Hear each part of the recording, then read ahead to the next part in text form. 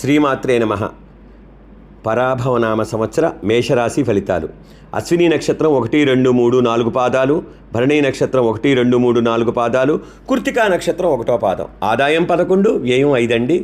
సంపాదన ఎక్కువ ఉంది, ఖర్చులు తగ్గించుకోండి, చాలా మంచిది మేషరాశి వారికి. రాజపూజ్యం 2, అవమానం 4. విమర్శించే వాళ్ళు ఎక్కువ ఉన్నారు కాబట్టి ఏ పైనైనా చూసి ముందుకు వెళ్ళండి.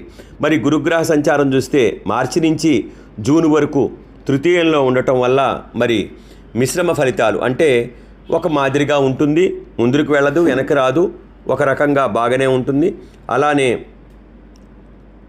జూన్ నుంచి అక్టోబర్ వరకు అర్ధాష్టమంలో ఉండటం వల్ల, 4వ స్థానంలో ఉండటం వల్ల కొద్దిగా ప్రయాణాల్లో ఇబ్బంది పడే అవకాశం ఉంది. తల్లి ఆరోగ్యం చాలా జాగ్రత్తగా చూసుకోవాలి. మరి నవంబర్ నుంచి ఫిబ్రవరి వరకు, జనవరి 24 వరకు పంచమంలో ఉండటం వల్ల అన్ని విషయాల్లో జయం కలిగే అవకాశం ఉందండి. ప్రతి విషయం అనుకున్నది అనుకున్నట్లుగా జరిగే అవకాశం ఉంది నవంబర్ నుంచి ఫిబ్రవరి లోపల.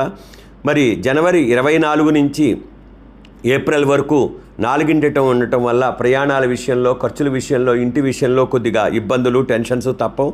చాలా జాగ్రత్తగా ఉండాలి.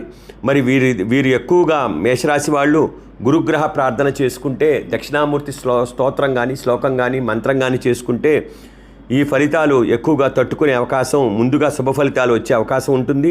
శనగలు దానం చేయండి.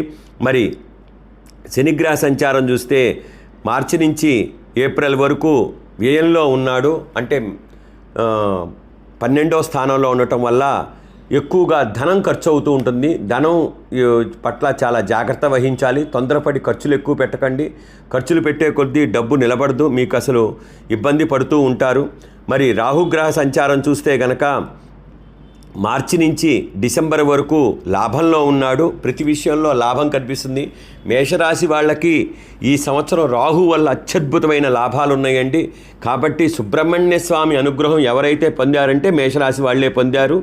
మరి అలానే కేతుగ్రహ సంచారం మార్చి నుంచి డిసెంబర్ వరకు పంచమంలో ఉన్నాడు కాబట్టి వీళ్ళకి ఎక్కువగా ఉపాసనా బలం, పూజా బలం, పుత్రుల విషయంలో, పుత్రికల విషయంలో, సంతాన విషయంలో మంచి అభివృద్ధి కనిపిస్తుంది. మరి రాహుగ్రహ సంచారం డిసెంబర్ నుంచి ఏప్రిల్ వరకు దశమంలో ఉన్నాడండి. దశమంలో ఉండటం వల్ల ఎక్కువగా శారీరక శ్రమ, టెన్షన్స్ పట్టడం, వృత్తి విషయాల్లో కొద్దిగా ఎక్కువగా శ్రమ పట్టడం జరుగుతుంది. ఎక్కువగా పై వాళ్ళతో పీడించబడటం జరుగుతుంది. మరి కేతుగ్రహ సంచారం డిసెంబర్ నుంచి ఏప్రిల్ వరకు 4 ఉన్నాడు కాబట్టి ప్రయాణాలకు అడ్డంకులు పడతాయి, మధ్యలో ఆగిపోవటాలు, కొద్దిగా ఇబ్బంది పట్టాలు, ఇలాంటివన్నీ జరుగుతుంటాయి. కాబట్టి చాలా జాగ్రత్తగా ఉండాలి. ఎక్కువగా వీరు శనిగ్రహ శాంతి చేసుకుంటే అద్భుతంగా ఉంటుంది.